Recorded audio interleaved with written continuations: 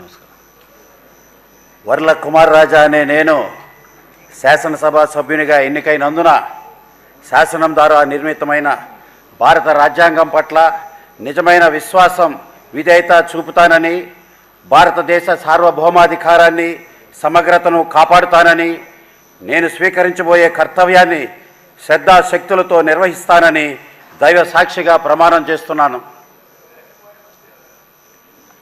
ఆంధ్రప్రదేశ్ శాసనసభ సభ్యుడిగా వర్ల కుమార్ రాజా అనే నేను సభా నియమాలను కట్టుబడి ఉంటానని, వాటిని అనుసరిస్తానని, సభా మర్యాదలను పాటిస్తానని, సంప్రదాయాలను గౌరవిస్తానని దైవ సాక్షిగా ప్రమాణం చేస్తున్నాను.